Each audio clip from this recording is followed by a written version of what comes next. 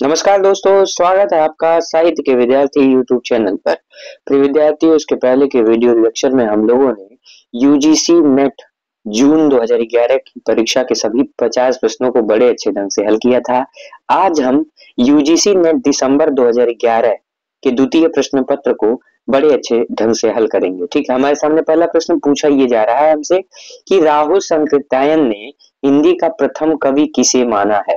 ठीक है, हमसे ये पूछा जा रहा है। आप देखिए, ऐसे प्रश्न आज के यूपी टीजीटी पीजीटी में जो पैटर्न है वहां भी पूछ लिए जाते हैं और कभी कभी नेट में भी सीधा सीधा ऐसे पूछ लेता है प्रश्न। ठीक है, तो ध्यान दीजिए, शहरपाद, पुष्पदंत, शाल भद्रशूर या स्वयंभू। तो हमसे पूछा ये जा रहा है कि राहुल सांकृत्यायन ने हिंदी का प्रथम कवि किसे माना है।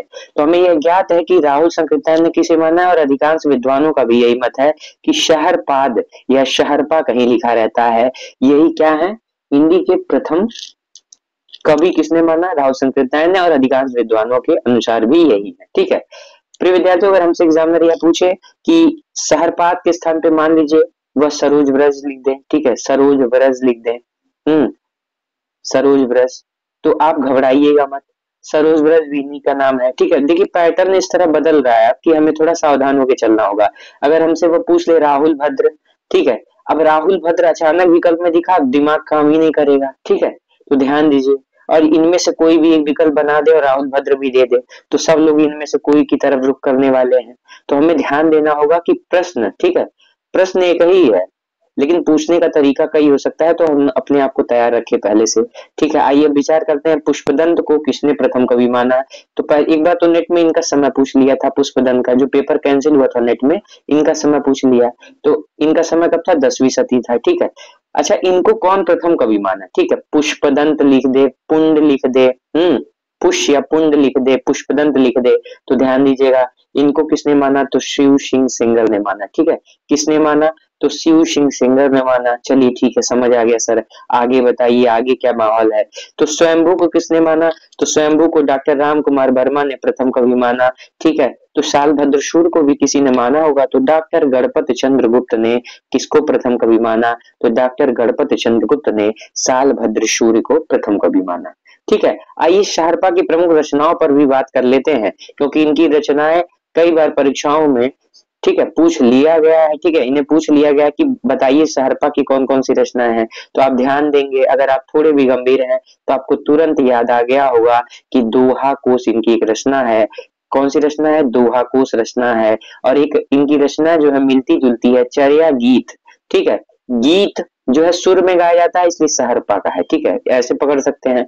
ध्यान दीजिए, चर्या पद नाम से सहरपा की रचना है, इसमें हमें कंफ्यूज नहीं होना है, इसलिए हम पहले इस बात को समझ ले कि चर्या पद अगर हमसे पूछेगा तो हम सहरपा बताएंगे, अगर हमसे चर्या गीत पूछेगा तो हम तुरंत एग्जामिनर को कहेंगे कि भैया मैं समझ गया आप क्या पूछना चाहते हैं। ठीक है, अब देखिए, हमने चारों विकल्पों को तोड़ के बात कर लिया। भाई हम लोग दूसरे प्रश्न पर विचार करते हैं। हमसे पूछा क्या जा रहा है, कह रहे हैं निम्नलिखित में से कौन सी बोली पश्चिमी हिंदी की नहीं है। प्रिय विद्यार्थियों, हमसे क्या पूछा जा रहा है, हमसे निगेटिव बातें करना चाह रहे हैं यह। ठीक है, नहीं है, कौन सा नहीं है, ब्रज भाषा, ठीक है, बुंदेली, खड़ी बोली, अवधि। ठीक है, आपको पता होगा कि अवधि किसमें आती है, अवधि आती है पूर्वी हिंदी में। पूर्वी हिंदी में कौन तीन बोलियां आती हैं, तो आपको ध्यान देना होगा, पूर्वी हिंदी में ABC आता है, अर्थात अवधी, बघेली और छत्तीसगढ़ी, इस हिसाब से। ठीक है, इस कारण हमारा जो है क्या, चौथा विकल्प सही हुआ। ठीक है, चौथा विकल्प सही हुआ। ठीक है, चौथा विकल्प हमारा सही हो गया। अगर आपसे पूछ ले कि अवधि किस अभ्रंश से विकसित हुई, ठीक है, तो आपको बताना होगा अर्धमागधी अभ्रंश से विकसित हुई। ठीक है, अगर पूछ ले कि पश्चिमी हिंदी किससे विकसित हुई, तो आपको बताना होगा कि पश्चिमी हिंदी सौरसेनी अभ्रंश से विकसित हुई। ठीक है, अब देखिए अगला प्रश्न हमारा क्या है, यह भी भाषा विज्ञान से संबंधित है। ठीक है, हमसे यह पूछा जा रहा है प्रिय विद्यार्थियों कि संविधान की 8वीं अनुसूची में कौन सी भाषा शामिल नहीं है, हमें बता दीजिए। ठीक है, और नहीं निगेटिव टर्म, ध्यान दीजिएगा, संविधान के 8वीं अनुसूची में कौन सी भाषा शामिल नहीं है। ठीक है, कितनी भाषाएं हैं संविधान के 8वीं अनुसूची में, तो 22 भाषाएं हैं। ठीक है, कौन सी एक नहीं है, बोडो, मैथिली, डोगरी। ठीक है, हम ध्यान दें तो बोडो, डोगरी, मैथिली, संथाली, ठीक है, सबसे लास्ट वाले सबसे लास्ट में जो संविधान संशोधन किया गया, ठीक है, कौन सा संविधान संशोधन, ठीक है, 92 संविधान संशोधन के द्वारा, कब, ठीक है, तो 92 संविधान संशोधन द्वारा कौन से, बीडी माचिस, ठीक है, बीडीएमएस, क्या बीडीएमएस को जोड़ा गया था, ठीक है। तो इस हिसाब से हमें क्या पता चल गया कि ये तो भाई साहब हैं, लेकिन जो भोजपुरी है ना, इसको क्या है, 8वीं अनुसूची में सम्मिलित करने की बात चल रही है प्रिय विद्यार्थियों, लेकिन अभी सम्मिलित किया नहीं गया है, ठीक है, ध्यान दीजिएगा। तो हमारा सही उत्तर क्या हो गया, भोजपुरी। आइए कुछ और बातें कर लेते हैं, ठीक है। अगर हमसे पूछे कि बताइए हमें 8वीं अनुसूची में कौन सी 22 भाषाएं हैं, तो हमें बताना होगा कि असमिया, नेपाली, ध्यान दीजिए नेपाली में हम कंफ्यूज हो सकते हैं कि नेपाल देश की भाषा है तो क्यों में हमारे अनुसूची में सम्मिलित होगा, तो ध्यान दीजिए नेपाली हम लोग भी बोलते हैं, नेपाली भी सम्मिलित है, मणिपुरी भी सम्मिलित है, बंगला भी सम्मिलित है, उड़िया, कश्मीरी, सिंधी, पंजाबी, संस्कृत, हिंदी, उर्दू, गुजराती, ठीक है, मराठी, कन्नड़, कोंकणी, ठीक है, ध्यान दीजिएगा कन्नड़ भी है, कोंकणी भी है, तेलुगु भी है, तमिल भी है, ठीक है, मलयालम भी है, बोडो भी है, मैथिली भी है, संथाली है, डोगरी भी है, ठीक है।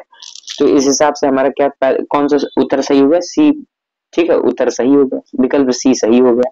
अब देखिए हमसे ये पूछा जा रहा है प्रिय विद्यार्थियों कि बताइए बिहारी उपभाषा वर्ग के अंतर्गत, ठीक है, कौन सी बोली नहीं आती है, फिर से निगेटिव, और हम तुरंत यही अलग निकलेंगे, नहीं, ठीक है। हम लोग अपना एक संस्कार बना लें, ठीक है, जैसे हमारे हिंदू धर्म में कितने संस्कार हैं, 16 संस्कारों की चर्चा है, ठीक है, तो हम हमारे प्रतियोगी परीक्षाओं के लिए एक नहीं वाले संस्कार के लिए हम संस्कार बनाए कि हम बाहर नहीं लिखेंगे, ठीक है। अब देखिए कह रहे हैं कौन सी बोली नहीं आती है, भोजपुरी, बुंदेली, मगही, मैथिली, ठीक है, कौन सी बिहारी उपभाषा के अंतर्गत नहीं आती है, तो बुंदेली किसके अंतर्गत आती है, अभी हम लोगों ने इसके पहले के, ठीक है, प्रश्न में पढ़ा था कि बुंदेली क्या है, बुंदेली किस वर्ग में आती है, किस उपभाषा में, तो पश्चिमी हिंदी उपभाषा में आती है, ठीक है, और सौसेनी अभ्रंश से विकसित हुई थी, ठीक है, तो हमारा बी उत्तर क्या हो जाएगा, सही हो जाएगा। आइए कुछ और बात करते हैं, ठीक है। अगर हमसे पूछे कि बिहारी, ठीक है, बिहारी उपभाषा किससे विकसित हुई, ऐसे पूछ ले कि भोजपुरी, मगही, मैथिली, ये जो बोलियां हैं किस अभ्रंश से विकसित हुई, तो इसका सही उत्तर होगा मागधी अभ्रंश से विकसित हुई। लेकिन हमसे ऐसे पूछ ले कि बिहारी हिंदी उपभाषा या बिहारी जो उपभाषा है ये किस अभ्रंश से विकसित हुई, तब भी इसका सही उत्तर होगा कि मागधी अभ्रंश से विकसित हुई, ठीक है। अब हमारे सामने अगला प्रश्न, ठीक है, अगला प्रश्न हमसे ये पूछा जा रहा है प्रिय विद्यार्थियों कि निम्नलिखित में से अष्टछाप का कवि कौन नहीं है, ठीक है, हमसे ये पूछा जा रहा है कि निम्नलिखित में से अष्टछाप का कवि कौन नहीं है, ठीक है। अब देखिए नहीं, हमारा संस्कार क्या है, हम नहीं को तुरंत बाहर करेंगे, ठीक है, हमें नेगेटिव रहना ही नहीं है क्योंकि प्रतियोगी परीक्षा की तैयारी कर रहे हैं हम लोग, ठीक है। मलुक दास, सूरदास, परमानंद दास या कुंभन दास, तो प्रिय विद्यार्थियों मलुक दास, ध्यान दीजिए मलुक दास संत काव्यधारा के प्रमुख कवि हैं, ठीक है, ना कि अष्टछाप के कवि हैं, तो हमारा जो है विकल्प ए सही हो गया, ठीक है। अब ध्यान दीजिए अगर हम बात करें अष्टछाप की स्थापना किसने की, तो विठल नाथ ने की, कब की, 1565 ईस्वी में की, ठीक है। अच्छा विठल नाथ के 4 शिष्यों का चर्चा है और बल्लभाचार्य के भी शिष्यों की चर्चा है। अगर हम बात करें बल्लभाचार्य के 4 शिष्य कौन है, तो सबसे पहले कुंभन दास जी हैं, 1468 में जन्म हुआ इनका। फिर सूरदास जी हैं, 1478 में जन्म हुआ। परमानंद दास जी हैं जिनका जन्म 1493 में हुआ। कृष्णदास जी हैं जिनका जन्म 1496 में हुआ। फिर विद्यार्थियों अब जो हम बात करेंगे विठल नाथ जी के शिष्यों की, तो उसमें गोविंद स्वामी जिनका जन्म 1505 ईस्वी में हुआ। छीत स्वामी जिनका जन्म 1515 में हुआ। चतुर्भुज दास जिनका जन्म 1530 ईस्वी में हुआ और नंददास जिनका जन्म 1533 ईस्वी में हुआ, ठीक है। अब देखिए अगला प्रश्न से पूछा ये जा रहा है कि निम्नलिखित में से कौन सी रचना चिंतामणि की है, ठीक है। पहले विकल्प दे रहे हैं अलंकार, प्रकाश, रस, राज, कवि कुल, कल्पतरु, काव्य निर्णय, ठीक है। हमसे ये पूछा जा रहा है कि कौन सी रचना जो है चिंतामणि की है, ठीक है। तो इसका सही उत्तर क्या होगा, कवि कुल कल्पतरु, इनके सर्वांग निरूपण ग्रंथ था यह। अगर इसकी बात करें तो यह चिंतामणि का कौन सा ग्रंथ था, सर्वांग निरूपण ग्रंथ था, ठीक है, सर्वांग निरूपण ग्रंथ था, ठीक है। कवि कुल कल्पतरु, ठीक है, निरूपण ग्रंथ था। अच्छा कुछ और ग्रंथों की बात करें जैसे चिंतामणि जी की ग्रंथ है, चिंतामणि त्रिपाठी का कौन सा ग्रंथ है, तो रसविलास है, ठीक है। ध्यान दीजिए चिंतामणि से ही आचार्य रामचंद्र शुक्ल, ठीक है, रीतिकाल का प्रवर्तन मानते हैं। अगर आपसे पूछे कि आचार्य रामचंद्र शुक्ल रीतिकाल का प्रवर्तक किसे मानते हैं, ठीक है, तो आप तुरंत बताइएगा चिंतामणि त्रिपाठी जी को मानते हैं। ठीक है, ध्यान दीजिए, श्रृंगार मंजरी अगर आपसे पूछे किसकी रचना है तो इन्हीं की है। छंद विचार किसकी रचना है, इन्हीं की है। कवित्व विचार आपसे पूछे तो यह भी इन्हीं की है। अब अलंकार प्रकाश आपसे पूछ ले, ठीक है, अलंकार प्रकाश तो मुरलीधर भूषण की है। ठीक है, अगर आपसे पूछे रस राज, ठीक है, यह परीक्षाओं में कई बार प्रश्न बना है प्रिय विद्यार्थियों कि रस राज किसका ग्रंथ है, तो आप तुरंत एग्जामिनर को बताइएगा कि इसको तो मैं पढ़ा था साहित्य के विद्यार्थी यूट्यूब चैनल पर, यह तो मतीराम का ग्रंथ है। किसका ग्रंथ है, मतीराम का ग्रंथ है। काव्य निर्णय किसका है, तो भिखारी दास का है। किसका है, भिखारी दास का है। ठीक है, अब देखिए हम लोग चारों विकल्प पे बात करते चल रहे हैं, यह सबसे अच्छी तैयारी हम लोगों की हो रही है। ठीक है, अब देखिए हमसे अगले प्रश्न में पूछा ये जा रहा है कि इनमें से कौन सा कवि द्विवेदी युग का है। ठीक है, अगर आपको द्विवेदी युग के कवियों का लिस्ट पता होगा तो आप एक प्रश्न सही करने वाले हैं। हमें ऑप्शन में दिया जा रहा है कि बद्री नारायण चौधरी प्रेमगन, राधा कृष्णदास, जसवंत सिंह, गया प्रसाद शुक्ल स्नेही। तो प्रिय विद्यार्थियों हमसे पूछा ये जा रहा है कि कौन सा द्विवेदी युग का एक कवि है। ठीक है, एक ही कवि है इसमें द्विवेदी युग का, वो कौन सा है आपको बताना होगा। तो गया प्रसाद शुक्ल स्नेही। ठीक है, स्नेही जी क्या है, द्विवेदी युग के कवि हैं। ठीक है, अगर हम बात करें जसवंत सिंह की तो रीतिकाल के कवि हैं। ठीक है, अगर हम बात करें राधा कृष्णदास जी की, प्रेमगन जी की, ठीक है, प्रताप नारायण मिश्र जी की, तो आपको पता है कि भारतीय मंडल के लेखक हैं तो भारतीय युग के होंगे। ठीक है, लेकिन जसवंत सिंह इसमें किसमें है, रीतिकाल के। देखिए प्रश्न को फंसा रहे हैं, ठीक है, रीतिकाल के हैं। अब देखिए गया प्रसाद शुक्ल स्नेही जी, अगर इनकी रचनाओं की बात करें, एक बार पूछा था कि प्रेम शतक किसकी रचना है। ठीक है, प्रेम शतक, ध्यान दीजिएगा, क्षमा चाहेंगे, प्रेम पचीसी पूछा है, प्रेम पचीसी, प्रेम पचीसी। ठीक है, प्रेम पचीसी किसकी रचना है, तो इन्हीं की है। कुसुमांजलि, कुसुमांजलि, ठीक है, कुसुमांजलि पूछ ले आपसे तो यह भी इन्हीं का है। कुसुमांजलि कहानी पूछे तो राधिका रमण प्रसाद सिंह का है। ठीक है, कृषक क्रंदन अगर पूछे, ठीक है, एक बार परीक्षा में प्रश्न बना राष्ट्रीय वीणा, विकल्प में प्रश्न बना था कि राष्ट्रीय वीणा।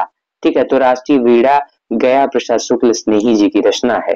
ठीक है, अब हम लोग देखते हैं अपने 8 नंबर के प्रश्न पर कि परीक्षक हमसे क्या पूछना चाह रहा है। क्या वो हमसे अपने घर का नाम पूछ रहा है या फिर नौकरी वाली बात कर रहा है। इनमें से कौन सा कवि प्रगतिवादी नहीं है। अच्छा, निगेटिव हमारा संस्कार नहीं, बाहर लिखेंगे। ठीक है, हमसे ये पूछा जा रहा है कि इनमें से कौन सा कवि प्रगतिवादी नहीं है। ठीक है, नहीं है। केदारनाथ अग्रवाल जी भैया ये तो प्रगतिवादी हैं। त्रिलोचन, हाँ भैया यह भी प्रगतिवादी है। ठीक है, अब शिव मंगल सिंह सुमन की बात कर रहे हैं, हाँ भैया यह भी प्रगतिवादी है। लेकिन भवानी प्रसाद मिश्र यह प्रयोगवादी हैं। और किस शतक में है, तो आपको तुरंत बताना होगा उनके कान में कि द्वितीय शतक में है। ठीक है, द्वितीय शतक में यह है। ठीक, कान में बताइएगा नहीं तो गुस्सा हो जाएंगे। ठीक है, अब ध्यान दीजिए, अगर हम बात करें भवानी प्रसाद मिश्र की तो यह दूसरे शतक के कवि हैं। ये गांधीवादी विचारधारा के कवि हैं। इनकी भाषा एवं अभिव्यक्ति में लोक जीवन का प्रभाव स्पष्ट रूप से लक्षित होता है। ठीक है, इनकी प्रमुख रचनाओं में तो बुनी हुई रस्सी को मत भूलिएगा क्योंकि पुरस्कृत रचना है, कई बार परीक्षाओं में प्रश्न बना।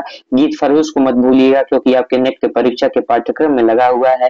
कालजयी, ठीक है, इन्हीं की रचना है। और देखिए जो अन्य कवि बताए गए हैं उनमें सब क्या है, प्रगतिवादी कवि है। ठीक है, अब ध्यान दीजिए, अगला प्रश्न हमसे पूछा ये जा रहा है कि हमें बताइए पहले मैं सन्नाटा बुनता हूँ किसकी पंक्ति है। ठीक है, हमसे पूछा ये जा रहा है कि पहले मैं सन्नाटा बुनता हूँ यह किसकी पंक्ति है। अज्ञे जी की है, नागार्जुन की है, राम कुमार वर्मा की है या फिर शमशेर बहादुर सिंह की है। तो यह पंक्ति किसकी है, तो यह पंक्ति है अज्ञे जी की है। ठीक है, अज्ञे जी की पंक्ति है। उनकी कविता थी पहले मैं सन्नाटा बुनता हूँ, 1973 से उद्धृत है। अगर हम बात करें नागार्जुन की कुछ पंक्तियों की तो घुन खाए सहतीरों पर की 12 खाड़ी विधाता बाचे।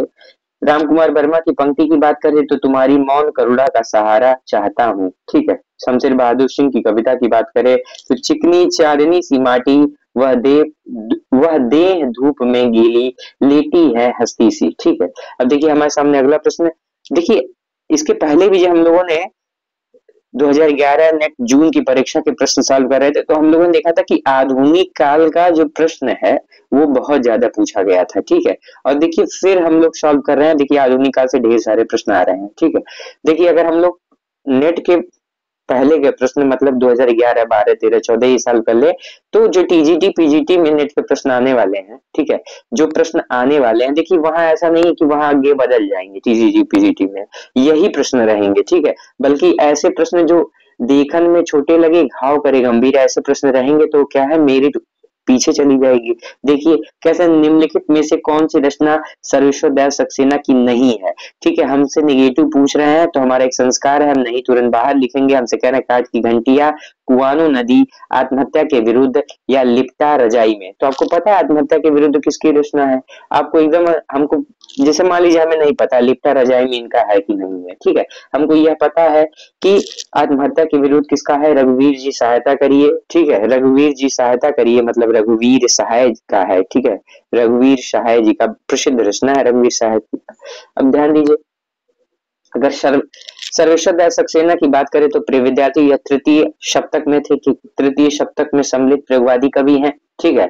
अगर हम बात करें इनकी और रचनाओं की तो काट की घंटिया, ठीक है, काट की घंटिया विकल्प में दिया ही है, 1959 में, गर्म हवाएं 1969 में, कुआनो नदी 1973 में, खूटियों पर टंगे लोग 1982 ईस्वी में है, ठीक है, खूटियों पर टंगे लोग, जो परीक्षाओं में कई बार प्रश्न बना कि खूटियों में टंगे हुए लोग काव्य रचना किसकी है, तो आपको बताना होगा ये किसका है, सर्वेश्वर दयाल सक्सेना जी का है, ठीक है। अब देखिए हमसे अगला प्रश्न क्या पूछा जा रहा है प्रिय विद्यार्थियों, हमसे पूछा ये जा रहा है कि हमें यह बता दीजिए कि निम्नलिखित में से कौन सा उपन्यास देवकी नंदन खत्री का नहीं है। हमसे निगेटिव फिर से बात कर रहे हैं, हम लोग तुरंत नहीं लिखेंगे और फिर अपने संस्कार के तहत हम अपने उत्तर को ढूंढने का प्रयास करेंगे।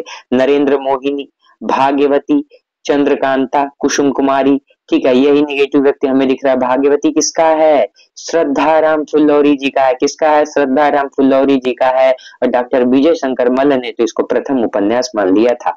तो इसका सही उत्तर क्या होगा? इसका सही उत्तर होगा कि भाग्यवती 1877 ईस्वी श्रद्धा राम फुल्लौरी द्वारा लिखित रचना है। इस उपन्यास में स्त्री शिक्षा मुख्य तथ्य है, जिसके साथ मध्य वर्गीय ब्राह्मण परिवार तथा समाज की तत्कालीन जीवन दशा का चित्रण हुआ है। अगर हम बात करें चंद्रकांता उपन्यास तो 1886 ईस्वी में, इसका सन हायर में पूछा हुआ है। नरेंद्र मोहिनी 1893 में, कुसुम कुमारी 1899 में, बाबू देवकी नंदन खत्री के उपन्यास हैं। इनके अन्य उपन्यासों की बात करें तो काजर की कोठरी, अनूठी बेगम, गुप्त गोदना भी किसकी रचना है? वह भी इन्हीं की रचना है, ठीक है। अब देखिए अगला प्रश्न से पूछा ये जा रहा है कि निम्नलिखित में से कौन सा कहानीकार ग्रामीण चेतना का नहीं है? फिर से वही नहीं, ठीक है, तो हम अपने संस्कार के तहत काम करेंगे, नहीं को बाहर लिखेंगे। कह रहे हैं कि कौन ग्रामीण चेतना का, कौन सा कहानीकार ग्रामीण चेतना का नहीं है, ठीक है, कौन सा कहानीकार ग्रामीण चेतना का कहानीकार नहीं है, ठीक है। तो ध्यान दीजिए, क्या मार्कंडे, विवेकी राय, शिव प्रसाद सिंह या निर्मल वर्मा? तो क्या होगा? निर्मल वर्मा। निर्मल वर्मा जो है ग्रामीण चेतना के नहीं है, बल्कि क्या है ये? नई कहानी आंदोलन के प्रमुख कहानीकारों में से एक है। नई कहानी के केंद्र में शहरी मध्य वर्ग का जीवन है, अतः यह जो है अर्थात निर्मल वर्मा ग्रामीण चेतना के कहानीकारों की लिस्ट में शामिल नहीं है। इनको निगेटिव मान के हमें तुरंत बाहर फेंकना होगा, ठीक है। अब देखिए मान लीजिए निर्मल वर्मा की हमसे कहानी पूछे, कई बार परीक्षाओं में इनकी कहानी से प्रश्न बनता है। जैसे पूछ ले, एक बार नेट में पूछा कि परिंदे कहानी में कुल कितने कहानी है, ठीक है। देखिए परिंदे क्या कहानी संग्रह है, कब आया? तो 1960 डेट मिलता है, ठीक है। अब देखिए इसमें कुल 7 कहानियां हैं। यह भी नेट में की परीक्षा में पूछ लिया कि बताइए परिंदे में कितनी कहानियां हैं, तो 7 कहानियां हैं। आपसे पूछे पिछली गर्मियों में कौवे और काला पानी, कौवे और काला पानी पे इनको साहित्य अकादमी मिला है। तो आपको यह ध्यान देना होगा कि अगर आपसे एग्जामिनर आप सोए हो और आके बैठ के पूछे कि कौवे और काला पानी कहानी किसकी है, तो प्रिय विद्यार्थी आपको बताना होगा कि यह निर्मल वर्मा की है। किसकी है? निर्मल वर्मा की है, ठीक है। ध्यान दीजिए अगला प्रश्न से यह पूछ रहा है कि इंदु पत्रिका के संपादक का क्या नाम है, ठीक है। इंदु पत्रिका के संपादक का नाम बताइए, ठीक है। देखिए इसी पत्रिका में कानों में कंगना जो राधिका रमण प्रसाद सिंह की कहानी है संकलित है। यह कहानी हमारे हायर में भी लगा है और यूजीसी नेट के पाठ्यक्रम में भी लगा है, ठीक है। इंदु ही पत्रिका में कौन सी कहानी आई? कानों में कंगना, जो राजा राधिका रमण प्रसाद सिंह द्वारा लिखित है, ठीक है हमसे, लेकिन ये पूछा नहीं जा रहा है, घुमाइए मत, हमसे पूछा ये जा रहा है कि हिंदू पत्रिका के संपादक का नाम क्या है। क्या अंबिका प्रसाद गुप्ता है, जगदीश गुप्ता है, या चंद्रधर शर्मा गुलेरी है, या फिर प्रिय विद्यार्थियों काशी प्रसाद जायसवाल है। तो इसका सही उत्तर होगा अंबिका प्रसाद गुप्ता है। अगर हमसे एग्जामिनर पूछे कि बताइए हमें कि इंदु पत्रिका के संपादक का नाम क्या है, तो आपको बताना होगा अंबिका प्रसाद गुप्ता है। ठीक है, यह पत्रिका कहाँ से निकलती थी, तो काशी से निकलती थी। ठीक है, मासिक पत्रिका थी। अगर हम चंद्रधर शर्मा गुलेरी के पत्र की बात करें तो अभी परीक्षा में कई बार प्रश्न बना कि समालोचक पत्रिका किसकी है, तो इन्हीं की है। कैसी थी, तो मासिक थी। कहाँ से निकलती थी, जबलपुर मध्य प्रदेश से निकलती थी। काशी प्रसाद जायसवाल की पत्रिका की बात करें तो पाटलिपुत्र 1914 ईस्वी में। कैसी पत्रिका थी, तो भाई साहब मासिक थी। कहाँ से निकलती थी, पाटलिपुत्र। कहाँ से निकलेगी, अरे भैया पटना से निकलेगी। ठीक है, अब देखिए जगदीश गुप्त नई कविता पत्रिका। ठीक है, जगदीश गुप्त नई कविता पत्रिका 1954 अर्धवार्षिक थी, जो कहां से निकलती थी, इलाहाबाद से निकलती थी। ठीक है, इलाहाबाद से निकलती थी। अब देखिए हमारे सामने अगला प्रश्न से ये पूछा जा रहा है प्रिय विद्यार्थियों, आवारा मसीहा रचना किसके जीवन पर आधारित है। मतलब ये प्रश्न ना, ये समझ लीजिए कि कुल मिला ले हम अभी तक के एग्जाम को, चाहे वो नौकरी परीक्षा एंट्रेंस हो, तो 2-4 हजार बार तो पूछ ही लिया गया होगा। ठीक है, कभी पूछ लेता कितने वर्षों में लिखी गई, जैसे यूपी हायर एजुकेशन 2021 में प्रश्न बना कि आवारा मसीहा को लिखने में कितने समय लगे। ठीक है, कोई नया प्रश्न नहीं था, यह नेट में पहले भी पूछा जा चुका है। ठीक है, अब देखिए बंकिम चंद्र के जीवन पर था, प्रेमचंद के, कि शरद चंद्र पे, कि रविन्द्रनाथ टैगोर पे। तो प्रिय विद्यार्थी उसका सही उत्तर होगा शरद चंद्र के जीवन पर था। किसके जीवन पर था, शरद चंद्र पर। इसका समय आपसे पूछ ले तो 1974 ईस्वी। किसके द्वारा लिखा गया, तो विष्णु प्रभाकर के द्वारा। विधा पूछ ले तो जीवनी है।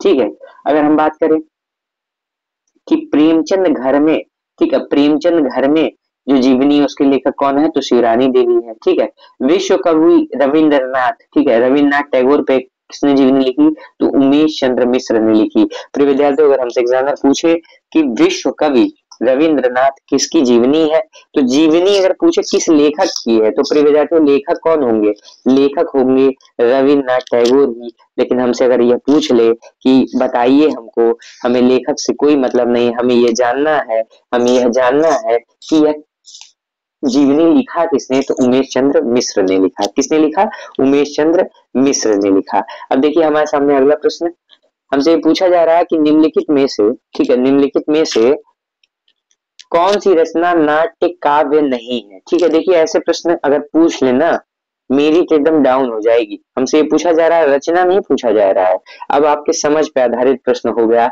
हमसे ये पूछा जा रहा है कि कौन सी रचना जो है नाट्य काव्य नहीं है। अग्निलीक, ठीक है परशुराम की प्रतीक्षा, अंधा युग, या एक कंठ विस्पाई। ठीक है, एक कंठ विस्पाई। तो परशुराम की प्रतीक्षा नाट्य काव्य नहीं है, दिनकर की रचना थी। ठीक है, परशुराम की प्रतीक्षा किसकी रचना थी, तो यह दिनकर की रचना थी। एक बार प्रश्न बना कि भारत चीन के युद्ध पर दिनकर की कौन सी रचना है, तो परशुराम की प्रतीक्षा है, यह नाट्य काव्य नहीं है। ठीक है, अगर हमसे पूछे अग्निलीक किसकी रचना है, तो यह नाट्य काव्य 1976 में किसका, भारत भूषण अग्रवाल की प्रसिद्ध रचना है। हमसे पूछे अंधा युग, कई बार परीक्षाओं में प्रश्न बना, यह धर्मवीर भारती का है, 1955 ईस्वी में। हमसे पूछे एक कंठ विस्पाई दुष्यंत कुमार का है। ठीक है, लेकिन हम विस्पाई जनों के पूछे तो बालकृष्ण शर्मा नवीन। लेकिन हमसे पूछे एक कंठ विस्पाई, ठीक है एक कंठ विस्पाई दुष्यंत कुमार, एक कंठ विस्पाई, ठीक है दुष्यंत कुमार। अब देखिए हमसे अगला प्रश्न पूछा ये जा रहा है प्रिय विद्यार्थियों कि कौन सी रचना जो है, ठीक है हमसे पूछा ये जा रहा है कि निम्नलिखित में कौन सा ग्रंथ हजारी प्रसाद द्विवेदी का नहीं है। अशोक के फूल, कुतज, विचार प्रवाह, वित्त और विकास। तो इसका सही उत्तर क्या होगा, कौन सा हजारी प्रसाद द्विवेदी का नहीं है। ठीक है, हमसे ये पूछा जा रहा है कौन सा हजारी प्रसाद द्विवेदी का नहीं है, तो वित्त और विकास, वृत्त और विकास नहीं है। अच्छा ये किसका था, तो वृत्त और विकास रचना किसकी थी, तो शांति प्रिय द्विवेदी की थी। ठीक है, शांति प्रिय द्विवेदी जी की रचना थी वृत्त और विकास। ठीक है, अच्छा ये तो हो गया, क्या इनकी और कुछ रचनाएं हैं, हाँ संचारिणी था इनका निबंध, कवि और काव्य था। ठीक है, साहित्यिकी था, ठीक है साहित्यिक, जीवन यात्रा नाम से भी इन्होंने निबंध लिखा। लेकिन हमें ध्यान देना होगा कि अगर हमसे एग्जाम में पूछे वित्त और विकास निबंध किसका है, जैसे आपसे सीधे ऐसे प्रश्न पूछ ले कि वित्त और विकास निबंध किसका है, तो समझ जाइए मामला फंसने वाला है। ठीक है, क्योंकि चर्चित है नहीं, गलत होने की ज्यादा संभावना है। ठीक है, लेकिन हम लोग क्या है, गंभीर विद्यार्थी हैं। अब हम लोग याद कर लिए कि वित्त और विकास, वित्त और विकास निबंध किसका है, तो शांति प्रिय द्विवेदी जी का है। ठीक है, अब देखिए हमारे सामने 17 नंबर का प्रश्न प्रिय विद्यार्थी हमसे पूछा जा रहा है कि प्रगतिशील साहित्य की समस्याएं नामक ग्रंथ के लेखक का नाम क्या है। प्रिय विद्यार्थी, अगर हमें रामविलास शर्मा के आलोचनात्मक ग्रंथ ज्ञात हो, ठीक है, अगर हमें नामवर सिंह के ग्रंथ याद हो, नगेंद्र के ग्रंथ याद हो, नंद दुलारे वाजपेयी, आचार्य रामचंद्र शुक्ल, हजारी प्रसाद द्विवेदी, तो मुझे नहीं लगता है कि प्रश्न आलोचना से सही नहीं होंगे। ठीक है, लगभग प्रश्न सही होने वाले हैं, क्योंकि आलोचना के केंद्र में ही शुक्ल जी हैं। ठीक है, नामवर सिंह जी हैं। अब देखिए कह रहे हैं कि क्या नगेंद्र है, नंद दुलारे वाजपेयी हैं, कुबेर नाथ राय हैं या रामविलास शर्मा है। तो आपको पता होगा प्रगतिशील साहित्य की समस्याएं प्रख्यात मार्क्सवादी आलोचक रामविलास शर्मा की आलोचनात्मक कृति है। अगर बात करें रामविलास शर्मा के आलोचनात्मक कृतियों की, तो प्रिय विद्यार्थियों ये महत्वपूर्ण विषय है। आइए इसे हम लिख कर हम लोग समझते हैं कि कौन कौन सी कृति जो है रामविलास शर्मा जी की थी। तो सबसे पहले देखिए प्रेमचंद था, प्रेमचंद नाम से इन्होंने आलोचना लिखा। चलिए ठीक है, और बताइए कौन कौन से नाम से आलोचना था। तो देखिए प्रगति और परंपरा, कई बार परीक्षाओं में प्रश्न बना कि प्रगति और परंपरा के लेखक कौन है, प्रगति और परंपरा के लेखक तो यही है। ठीक है, हमसे एग्जामिनर यह पूछे प्रिय विद्यार्थियों कि भाषा साहित्य और संस्कृति किसका लेखक है, कि लेखक कौन है, तो रामविलास शर्मा है। लोक जीवन और साहित्य के लेखक पूछ ले तो उसके भी लेखक कौन है, रामविलास शर्मा जी है। ठीक है, प्रिय विद्यार्थियों अगर हमसे पूछे कि डॉक्टर नगेंद्र का आलोचनात्मक ग्रंथ कोई बताइए, तो हमें बताना होगा डॉक्टर नगेंद्र का आलोचनात्मक ग्रंथ सुमित्रा नंदन पंत। ठीक है, सुमित्रा नंदन पंत, साकेत कदन इन्हीं का है। नंद दुलारे वाजपेयी से पूछ ले प्रश्न, तो नया साहित्य नए प्रश्न कई बार परीक्षाओं में प्रश्न बना। ठीक है, अगर हमसे पूछे जयशंकर प्रसाद आलोचनात्मक ग्रंथ किसका है, तो नंद दुलारे वाजपेयी का है। अगर हमसे पूछे रस आखेटक नामक निबंध किसने लिखा, गंधन मादन नामक निबंध किसने लिखा, विषाद योग नामक निबंध किसने लिखा, तो वह कुबेर नाथ राय ने लिखा। ठीक है, अब हम लोगों ने चारों विकल्पों पे बात कर लिया। अब आइए हम लोग अगले प्रश्न पर चलते हैं। हमसे पूछा जा रहा है फिर विद्यार्थियों कि रस गंगाधर किसका ग्रंथ है। हमसे ये पूछा जा रहा है कि रस गंगाधर किसका ग्रंथ है। ठीक है, क्या वह क्या वह मम्मट का है, ठीक है, क्या वह मम्मट का है या फिर पंडित राज जगन्नाथ का है या विश्वनाथ का है या क्षेमेंद्र का है। तो प्रिय विद्यार्थी उसका सही उत्तर क्या होगा, यह ग्रंथ किसका है, पंडित राज जगन्नाथ का है। किसका है, पंडित राज जगन्नाथ का है। किस सदी में आया, ठीक है, तो 17वीं सदी में आया। आइए अन्य लेखों के ग्रंथों पर बात करें, तो मम्मट का क्या है, काव्य प्रकाश है, काव्य प्रकाश है। किस सदी में आया, तो सर यह तो 11वीं सदी में आया। विश्वनाथ का क्या है, तो 14वीं शताब्दी में साहित्य दर्पण आया। क्षेमेंद्र का क्या ग्रंथ का क्या नाम है, तो दशावतार चरित है। क्या है, दशावतार चरित है। ठीक है, दशावतार चरित है। लेकिन हमसे एग्जामिनर पूछ ले कि 10 कुमार चरित किसका है, तो कंफ्यूज मत होइएगा, उन्हें बताइएगा कान में जाकर कि यह तो दंडी का है सर, आचार्य दंडी का है सर। ठीक है, अब देखिए अगले प्रश्न पर हम लोग आते हैं प्रिय विद्यार्थियों। यह भी प्रश्न वायरल प्रश्न होता है। ठीक है, किसी भी पेपर में आप चले जाइए, इससे संबंधित रस निष्पत्ति से संबंधित एक प्रश्न आपको मिलने वाला है। हमसे ये पूछा जा रहा है कि इनमें से कौन रससूत्र का व्याख्याता नहीं है। ठीक है, क्या क्या शंकुक नहीं है, भट्टलुल्लट नहीं है, वामन नहीं है या अभिनव गुप्त नहीं है। तो इसका सही उत्तर क्या होगा, ठीक है, इनका नाम तो वामन का नाम तो रससूत्र के व्याख्याता में नहीं आता है, तो इसका सही उत्तर हो गया वामन। ठीक है, अगर हम बात करें शंकुक की, तो शंकुक के दर्शन का क्या नाम था, अनुमितिवाद नाम था। अगर हम बात करें भट्टलोलत की, तो इन पर मीमांसा दर्शन का प्रभाव पड़ा और इनकी व्याख्या का नाम क्या था, आरोपवाद या उत्पत्तिवाद भी कहते हैं। अगर हम बात करें भट्टनायक की, इनमें सांख्य दर्शन का प्रभाव पड़ा और इनके सिद्धांत को क्या कहते हैं, भुक्तिवाद या भोगवाद कहते हैं। और अभिनवगुप्त जो एक शैव थे, इन्होंने इसका नाम क्या रखा, अभिव्यक्तिवाद रखा। ठीक है, अभिव्यक्तिवाद रखा।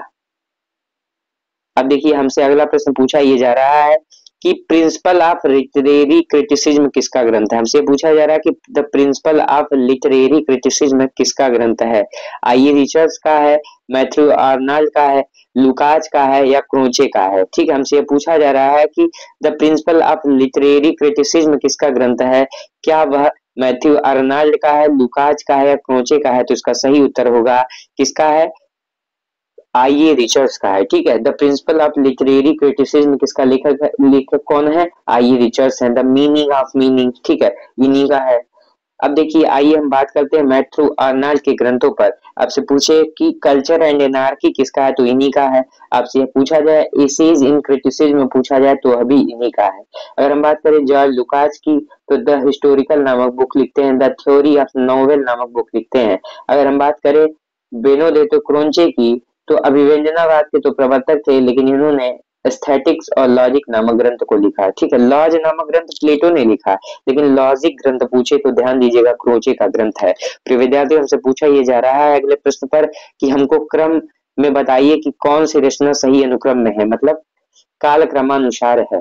ठीक है, तो हम बात करें पहले, देखिए कोई विकल्प पकड़ लेना है और उस पर काम करना है पहले। ठीक है, तो प्रिय प्रवास कब था, तो हमको पता है सर, ये तो 1914 में था। साकेत कब था, तो 1931 में था। कामायनी कब था, तो 1915 में था। कब था, 1915 में था। कुरुक्षेत्र कब था, तो 1946 में था। ठीक है, 1946 में था। तो मान लीजिए, अब देखिए, तो सबसे पहले तो प्रिय प्रवास विकल्प में होना चाहिए, तो प्रिय प्रवास है। ठीक है, फिर क्या होना चाहिए, 15 वाला कामायनी। ठीक है, अब देखिए साकेत 31 हो गया। ओहो, कामायनी कब था, 1935 में था। ठीक है, कामायनी 1935 में था। तो इस हिसाब से तो पहला विकल्प ही सही हो रहा है। देखिए गलती हो जा रही थी, सावधानी हटी दुर्घटना घटी। ठीक है, कामायनी कब था, 1935 में था। साकेत कब था, 1931 में था। प्रिय प्रवास 1914 में, कुरुक्षेत्र 1946 में। तो इस अनुसार हमारा पहला विकल्प सही होगा। ठीक है, अगर हम बात करें प्रिय प्रवास के लेखक कौन है, तो अयोध्या सिंह उपाध्याय हरिऔध है। साकेत के लेखक कौन है, तो मैथिली शरणगुप्त है। कामायनी के लेखक कौन है, तो जयशंकर प्रसाद है। इसमें कितने सर्ग हैं प्रिय विद्यार्थी, अभी परीक्षा में पूछा गया, हायर में पूछा गया, जीडीसी की परीक्षा में 2020 में ये पूछ लिया गया कि कामायनी में कितने सर्ग हैं। आप समझ सकते हैं कि यह प्रश्न कितना छोटा है लेकिन कितना महत्वपूर्ण है।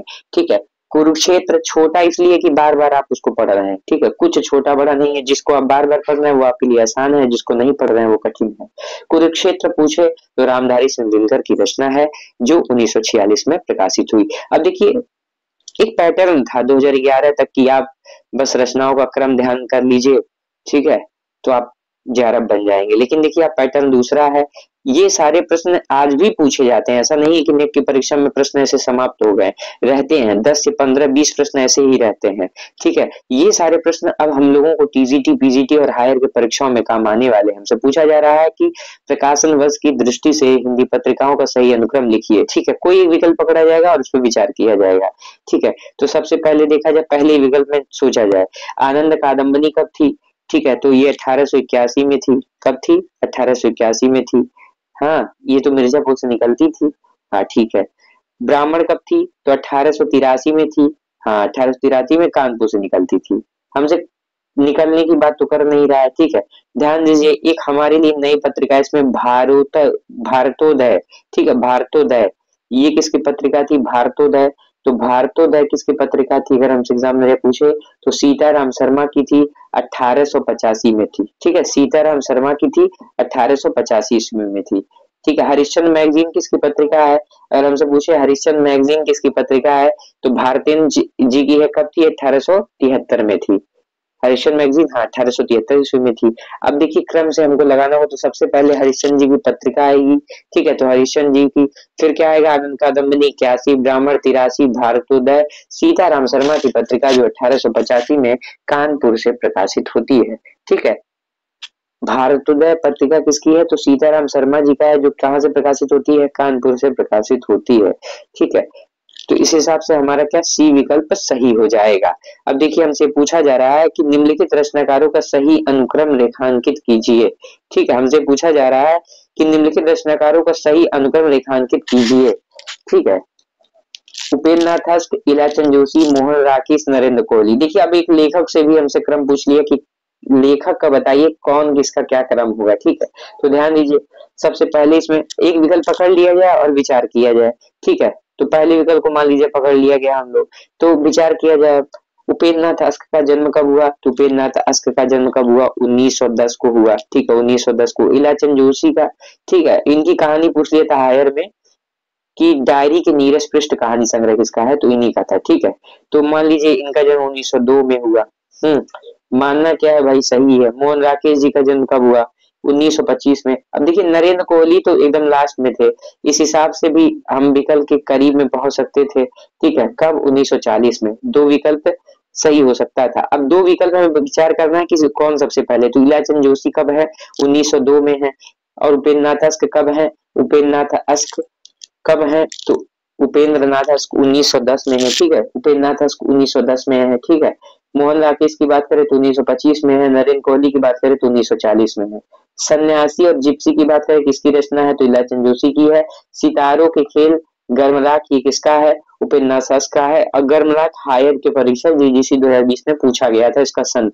हालांकि वहां विकल्प में 1957 दिया नहीं था, 1957 रामचंद्र तिवारी में एकदम स्पष्ट बताया गया है। ठीक है, अब देखिए अगर हमसे पूछे अंधेरे बंद कमरे किसका है, तो 1961 में इन्हीं का है। न आने वाला कल वह भी किसका है, तो मोहन राकेश जी का है। किसका है, मोहन राकेश जी का है। ठीक है, अगर हमसे पूछे अंधेरे बंद कमरे तो मोहन राकेश जी का है। ठीक है, न आने वाला कल, अंतराल, ये सब किसके हैं, मोहन राकेश जी के हैं। नरेंद्र कोहली की अगर बात करें तो अभ्युदय और महासमर। ठीक है, अभ्युदय और महासमर रचना किसकी है, नरेंद्र कोहली की है। ठीक है, नरेंद्र कोहली की रचना कौन है, नरेंद्र कोहली की रचना कौन है, तो अभ्युदय और महासमर। अब देखिए हमसे रामचरितमानस के कांडों का सही अनुक्रम पूछ रहा है।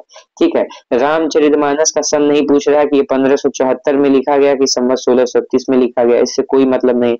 हमसे पूछ रहे हैं कि क्रम बताइए, तो हम लोगों ने क्रम जो है, ठीक है, सीखा हुआ है कि बाक स्लू। ठीक है, इसका एक ट्रिक बनाया, ठीक है, बताया था हमारे गुरुदेव ने कि बाक स्लू। ठीक है, यूट्यूब से ही मैंने सीखा बाक स्लू। ठीक है, ट्रिक है। अब देखिए बालकांड। ठीक है, बालकांड मान लीजिए सबसे पहले हो गया। ठीक है, उसके बाद क्या है, उसके बाद देखें तो अयोध्या कांड है। ठीक है, अयोध्या के बाद अरण्य है, ध्यान दीजिएगा इसमें कंफ्यूज नहीं होना है। तो अरण्य तो दिया गया है क्या विकल्प में, हाँ विकल्प में दिया गया है। ठीक है, तो बाल कांड हो गया, अयोध्या कांड हो गया, अरण्य कांड हो गया और किष्किंधा कांड। मतलब शुरू के 4 कांड ही हमसे पूछे गए हैं, तो इस हिसाब से हमारा क्या विकल्प बी सही हो जाएगा। आइए कुछ एक्स्ट्रा बात कर लेते हैं। अगर हमसे पूछे कि रामचरितमानस की रचना किसने की, तुलसीदास ने की। कब की, 1574 में की। अगर मान लीजिए सम्मत में दिया जाएगा तो सम्मत 1631 दिया जाएगा। अगर हमसे पूछे कि इसकी अधिकांश रचना कहाँ हुई, तो अयोध्या में हुई। लेकिन हमसे पूछे किष्किंधा कांड की रचना कहाँ हुई, तो किष्किंधा काशी। ठीक है, काशी ध्यान रखिएगा, बहुत महत्वपूर्ण तथ्य है ये। कितना समय में लगा, तो 27-26। ठीक है, कितना समय लगा था, तो 2 वर्ष, 2 वर्ष। ठीक है, इसमें कितना समय लगा था, 27-26, 2 वर्ष 7 माह 26 दिन लगे थे। ठीक है, 2 वर्ष 7 माह 26 दिन लगे थे। ठीक है, अब ध्यान दीजिए कितने कांड है, तो 7 कांड है। इसमें 7 कांड है, उनकी चर्चा हम लोगों ने कर दिया है पहले। अब देखिए हमसे कवियों का सही अनुक्रम पूछ रहा है। हमसे ये पूछ रहा है कि कवियों का सही अनुक्रम बताइए। ठीक, कवियों का सही अनुक्रम बताइए। कह रहे हैं दुष्देव, केशवदास, विद्यापति, रसखान। ठीक है, सबसे पहले हम लोग विद्यापति को पकड़ ले, दिख गए भाई साहब ये, क्योंकि ये तो आदिकाल के हैं। ठीक है, आदिकाल में भी आचार्य रामचंद्र शुक्ल ने फुटकल कवियों या फुटकल रचनाओं के क्रम में रखा हुआ है। ठीक है, एकदम अंतिम चौथे प्रकरण में इनकी चर्चा किया है आचार्य रामचंद्र शुक्ल ने। तो सबसे पहले क्या होंगे, विद्यापति। कब होंगे, 14वीं शताब्दी। ठीक है, 14वीं शताब्दी। अब ध्यान दीजिए उसके बाद कौन होंगे, तो सबसे पहले तो 2 विकल्प जिसमें विद्यापति पहले हो, तो अब हमारी लड़ाई क्या है, आसान हो गई है। 2 विकल्प हमारे सामने। ठीक, अब हमको ये पता करना कि रसखान पहले थे कि देव पहले थे। तो प्रिय विद्यार्थियों आपको पता होगा रसखान का जन्म कब हुआ, 1533 में हुआ। ठीक है, 1533 में हुआ। कब हुआ, 1533 में हुआ। प्रेम वाटिका इनकी रचना, ठीक है, जो बहुत प्रसिद्ध रचना है प्रेम वाटिका, 1533 में इनका जन्म हुआ। केशवदास 1555 में हुए। ठीक है, 1555 में ओरछा वाले केशवदास 1555 में जन्म हुआ। द्विजदेव राजा मान सिंह, ठीक है, रीति मुक्त काव्यधारा के कवि, इनका नाम राजा मान सिंह भी था। इनका जन्म कब हुआ था, प्रिय विद्यार्थियों, इनका जन्म 1820 ईस्वी को हुआ था। ठीक है, अगर इनकी रचनाओं की बात करें तो श्रृंगार बत्तीसी और श्रृंगार लतिका सौरभ। ठीक है, अब देखिए अगले प्रश्न पर हम लोग आते हैं। हमसे क्या पूछा जा रहा है, उस पर चर्चा कर लेते हैं। कह रहे नाटकों का सही अनुक्रम बताइए। ठीक है, वही काम किया जाएगा हम लोग, एक विकल्प पकड़ा जाएगा और उसी पे विचार किया जाएगा। ठीक है, तो सबसे आसान आसान पहले खोजा जाए। भारत दुर्दशा, ठीक है, नेट के सिलेबस में लगा 1880 में। स्कंदगुप्त, ठीक है, वो स्कंदगुप्त कब था? तो 1900 कब थे स्कंदगुप्त? कब था? 28 में। ठीक है, स्कंदगुप्त कब था? 1928 में। तो देखिए अब दो विकल्प हमें पता चल गया कि भारत दुर्दशा पहले होगा, उसी के बाद होगा स्कंदगुप्त। ठीक है, स्कंदगुप्त। देखिए अभी आपको यह भी पता होना कि पहले विकल्प में क्या होगा, तो भारत दुर्दशा, तो तब भी दो विकल्प आपके समाप्त हो रहे हैं। ठीक है, स्कंदगुप्त कब थे? 28 में थे। अब इसमें मिलाइए, ये भी गलत हो जाएगा क्योंकि स्कंदगुप्त 28 में है तो भारत दुर्दशा 1880 में है, तो बाद में तो होगा नहीं, पहले होगा। अब कबीरा खड़ा बाजार में भीष्म का नाटक है, वो कब था? 1981 में। कबीरा खड़ा बाजार में कब? कबीरा खड़ा बाजार में 1981 में। ठीक है, कबीरा बाजार में कब खड़े हुए? 1981 ईस्वी में। ठीक है, कहे कबीर सुनो भाई साधो, ये रचना अगर आपसे पूछ ले तो नरेंद्र मोहन की रचना है। नरेंद्र मोहन का नाटक है क्या कि कहे कबीर सुनो भाई साधो। आइए इस पर पुनः विचार करते हैं। प्रिय विद्यार्थियों बहुत ध्यान से सुनेंगे। अगर हमसे पूछे कि भारत दुर्दशा कब आया, 1880 में आया, कहीं कहीं इसका जो है उत्तर 1876 भी मिलता है, लेकिन हमें 1880 ध्यान रखना होगा। ठीक है, स्कंदगुप्त जयशंकर प्रसाद की रचना है 1928 में। ठीक है, कबीरा खड़ा बाजार में भीष्म की रचना 1981 में। ठीक, कबीर सुनो भाई साधु नरेंद्र मोहन की रचना है और ये रचना कब थी? 1987 ईस्वी में थी। अब देखिए अगला प्रश्न हमारे सामने क्या पूछा जा रहा है, कहे कबीर सुनो भाई साधु नरेंद्र मोहन की रचना थी। ठीक है, अब देखिए हमसे अगला प्रश्न क्या पूछ रहा है, हमसे कह रहा है कि निम्नलिखित उपन्यासों का सही अनुक्रम लिखिए। ठीक है, पहला विकल्प पकड़ा जाएगा और वहीं से लड़ाई हम लोग की शुरू होगी। ठीक है, पहले विकल्प को पकड़कर लड़ाई शुरू किया जाएगा। अब देखिए कह रहा है धरती धन अपना। ठीक है, जगदीश चंद्र का था 1900, कब था ये? 1972 में था। दलित जीवन पर है, पंजाब के दलित जीवन पर है। ठीक है, तो 1972 मान लीजिए। अच्छा उससे पहले अब देखिए झूठा सच कब था? 1958 में था। देखिए सभी चर्चित रचनाएं हैं 1958 में। दूसरा भाग 1960 में था। ठीक है, आधा गांव कब था? तो आधा गांव कब था? 1966। ठीक है, आधा गांव 66, आधा गांव 66। ठीक है, धार अगर आपसे पूछे, धार सबसे पहले तो धार जानिए संजीव का था। संजीव का एक उपन्यास फांस है, जिसकी विषय वस्तु से हायर में प्रश्न पूछ लिया कि जो फांस उपन्यास है उसकी जो है वर्ण विषय क्या है, तो उसमें लिखा था किसान आत्महत्या, वही विकल्प सही था। तो संजीव हमारे लिए बहुत महत्वपूर्ण है क्योंकि यह परीक्षा में देखिए आज से नहीं 2011 के नेट की परीक्षा में पूछा गया। ठीक है, तो हमारे लिए अत्यंत महत्वपूर्ण है। संजीव ने कब रचना की धार? धार उपन्यास की तो 1990 में। ठीक है, पुनः ध्यान देंगे अगर हमसे पूछे झूठा सच यशपाल की रचना कब थी, तो इसके दो भाग 1958 1960। पहले भाग का नाम क्या था? वतन और देश। दूसरे भाग का नाम देश का भविष्य। यह जीडीसी 2020 की परीक्षा में पूछा। आधा गांव ये तो कितनी बार पूछा मैं नहीं बता सकता। ठीक है, 1966 ईस्वी में। धरती धन्ना जगदीशन का 1972 ईस्वी में। ध्यान दीजिएगा जगदीशन ना की जगदीशन माथुर। ठीक है, धार उपन्यास संजीव का था 1990 ईस्वी में। ठीक है, अब हम लोग 28 नंबर के प्रश्न पर बात करेंगे। हमसे पूछा यह जा रहा है कि कहानियों का क्रम बता दीजिए हमें। ठीक है, यही पंच परमेश्वर है जो किसमें प्रकाशित होती है? सरस्वती पत्रिका में। ठीक है, इसका समय कब था? 1916 था। ठीक है, कब था? 1916 था। ध्यान दीजिए प्रेमचंद सबसे पहले आएंगे, तो इतना तो दिमाग लगा लीजिए कि प्रेमचंद का उपन्यास कहानी तो सबसे पहले होगा। ठीक है, प्रेमचंद मान लीजिए पंच परमेश्वर दो विकल्प तो खत्म हो गया। ठीक है, समाप्त हो गया। अब देखिए कौन सी कहानी है, तो हम बात करें पर्दा कहानी किसकी है? यशपाल की है। ठीक है, यशपाल की कहानी पर्दा, बहुत फेमस कहानी यशपाल की पर्दा। ठीक है, कब थी? हमें यहाँ ये मतलब हमसे ये नहीं पूछा जा रहा है किसकी है, तो यह 1943 में है। ठीक है, 1943 ईस्वी में है। हमसे पूछे परिंदे, अभी हम लोग बात कर रहे थे, तो 1960 में। इसमें कुल 7 कहानियां हैं। पाल गोमरा का स्कूटर, टीनीज उदय प्रकाश की रचना है। किसकी रचना है? उदय प्रकाश की रचना है। ठीक है, ये कब थी? तो यह जो है 1997 ईस्वी में थी। कब थी? 1997 ईस्वी में थी। तो इस हिसाब से हमारा क्या है? विकल्प पहला सही हो गया। ठीक है, विकल्प पहला क्या हो गया? सही हो गया। ठीक है, किसी को बताइएगा मत, 28 का पहला सही हो गया। अब देखिए अगला प्रश्न हमसे क्या पूछा जा रहा है। ठीक है, हमसे क्या पूछा जा रहा है प्रिय विद्यार्थियों, बहुत महत्वपूर्ण। हमसे ये पूछा जा रहा है कि निबंधकारों का सही अनुक्रम बताइए। ठीक है, मतलब आपको अब अभी तक देखिए 11वें पैटर्न में क्या था, निबंधकारों का, कहानीकारों का, लेखकों का, ठीक है, कविता की रचनाओं का, ये था। आज बदल गया, लेकिन आज यही पैटर्न पीजीटी टीजीटी में चला आया है। ठीक है, अब देखिए कह रहे हैं बाल मुकुंद गुप्त, अध्यापक पूर्ण सिंह, श्याम सुंदर दास, बाबू गुलाब राय, एक को पकड़ेंगे और अपनी पूरी कहानी लिखेंगे। ठीक है, हम ध्यान दें तो सबसे पहले कौन है, तो बाल मुकुंद गुप्त का जन्म कब हुआ, 1865 में हुआ। ठीक है, कब हुआ, 1865 में हुआ, सबसे पहले 1865 में। चलिए ठीक है, हम तो लड़ाई पहले ही हम लोग जीत गए। अब देखिए अगर हमसे पूछे श्याम सुंदर दास जी का जन्म कब हुआ, तो श्याम सुंदर दास जी का 1875 में हुआ। अब देखिए किसी विकल्प में श्याम सुंदर दास जी नहीं है, अगर एक विकल्प में है तो उसमें बाबू गुलाब राय दिया है। तो देखिए इस प्रश्न में क्या हो गई, त्रुटि हो गई, इस प्रश्न में त्रुटि हो गई। ठीक है, क्योंकि श्याम सुंदर दास जी कब जन्मे, 1875 को। ठीक है, जब कामता प्रसाद गुरु जी का जन्म हुआ। अब देखिए अध्यापक पूर्ण सिंह, ये तो परीक्षाओं में प्रश्न बना 1881 में। यह जो है, ठीक है, यह जो है आचार्य शुक्ल से 3 वर्ष पहले जन्म लिए थे। ठीक है, मतलब 3 वर्ष पहले थे। बाबू गुलाब राय की बात करें तो इनका जन्म 1888 ईस्वी में हुआ।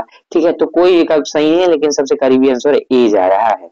ठीक है, और इसमें भी अगर ये पहले हो जाते ये बाद में, तो पहला विकल्प सही हो जाता। ठीक है, अगला प्रश्न हमसे देखिए काव्य शास्त्री आचार्यों से प्रश्न, इससे पहले भी एक प्रश्न हमें मिला था। तो इस प्रश्न की गंभीरता को समझते हुए बहुत ध्यान से सुनेंगे कि हमें बताइए निम्नलिखित आचार्यों का सही अनुक्रम क्या है। एक विकल्प को पकड़ेंगे और लड़ाई अपनी शुरू करेंगे। भरत मुनि की बात करें तो दूसरी सदी के थे। ठीक है, भामा की बात करें तो 6वीं सदी के थे। विश्वनाथ की बात करें तो यह 14वीं सदी के थे। ठीक है, अब बात आ गई क्या, अभिनव गुप्त की। अभिनव गुप्त कब थे, तो इनका समय क्या है, 11वीं सदी में मिलता है और 10वीं में मिलता है। मतलब कुल मिला जुला के यह जो है विश्वनाथ से पहले है। अब किसी विकल्प, जिस विकल्प में पहले उन्हें खोजा जाए, तो मान लीजिए अभिनव गुप्त, भामह, सॉरी भरत मुनि, भामह, अभिनव गुप्त और विश्वनाथ, मतलब विकल्प सी सही होगा, विकल्प सी सही होगा। ठीक है, विकल्प सी सही होगा। ठीक है, अब देखिए अगला प्रश्न हमसे क्या पूछा जा रहा है, तो विद्यार्थियों हमसे पूछा जा रहा है सूची 1 को सूची 2 से मिलाइए और दिए गए कूट को चयन कर कर अपना एक प्रश्न सही करिए। ठीक है, अब देखिए हमसे कह रहा है पगडंडियों का जमाना। पगडंडियों का जमाना किसका है, क्या हरिशंकर परसाई जी का है। ठीक है, अगर आपके मन में ये चल रहा है हरिशंकर परसाई जी का, तो एकदम सही चल रहा है। अंगद का पांव पूछे तो शिलाल शुक्ल, यहाँ से वहां, ये सारी रचना किसकी है, शिलाल शुक्ल जी की हैं। गंधमादन पूछे तो कुबेरनाथ राय कहीं दिख रहे हो तो उन्हें खोज लीजिए, कुबेरनाथ राय। जीप पर सवार इंडिया, मतलब आपको शरद जोशी खोजना होगा। अब देखिए ए का चौथा, एक ही विकल्प सही है, बी का पहला, ठीक है, मिला लेते हैं, सी का दूसरा सही है, जीप पर सवार इंडिया तीसरा, मतलब शरद जोशी। ठीक है, तो हमारे इस हिसाब से हमारा तीसरा विकल्प सी ऑप्शन सही हो गया। अब देखिए फिर से हमसे ग्रंथ और आलोचकों और उनकी कृतियों के साथ सुमेलित कीजिए। ठीक है, सूची 1 और सूची 2 और कूट का चयन करके अपना एक प्रश्न सही कर लीजिए। ठीक है, हमसे ये पूछा जा रहा है रामस्वरूप चतुर्वेदी की बात पूछी जा रही।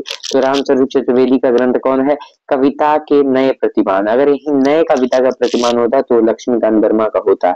अगर हमसे पूछे रामविलास शर्मा का कौन सा कृति है, ठीक है, तो आस्था और सौंदर्य किसका है, रामविलास शर्मा जी का है। ठीक है, पहले आसान आसान मिला लेते हैं और अपने प्रश्न को सही करके फिर विद्वान बना जाएगा। ए का क्या हो गया, चौथा, ए का पांचवा हो गया। ए का पांचवा किसी विकल्प में दिख रहा है, हाँ एक विकल्प में है। ठीक है, हमें उत्तर तो मिल गया है, हमें उत्तर तो मिल गया है क्या, कि ध्यान दीजिए राम स्वरूप चतुर्वेदी, देखिए गलती हो गई, राम स्वरूप चतुर्वेदी का क्या,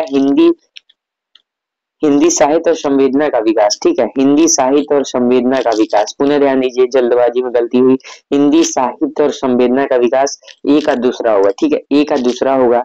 ठीक है, हिंदी साहित्य और संवेदना का विकास किसका, रामचंद्र चतुर्वेदी, इस पर इन्हें व्यास सम्मान मिला है 1986 में यह ग्रंथ था। ठीक है, और उसके बाद पूछ रहे हैं हमसे देवराज का क्या है, तो छायावाद का पतन है, देवराज का क्या है, छायावाद का पतन है।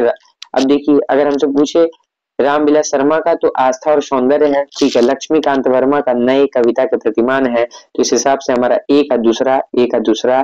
ठीक है, बी का पहला, बी का पहला, सी का चौथा, ठीक है, डी का तीसरा। देखिए यहाँ कोई प्रेशर नहीं है, फिर भी हम लोग प्रश्न को गलत कर रहे थे। ठीक है, परीक्षा में सोचिए आते हुए प्रश्न किस तरह गलत हो जाते हैं, यही कारण होता है। ठीक है, अगला प्रश्न देखिए हमसे क्या पूछा जा रहा है।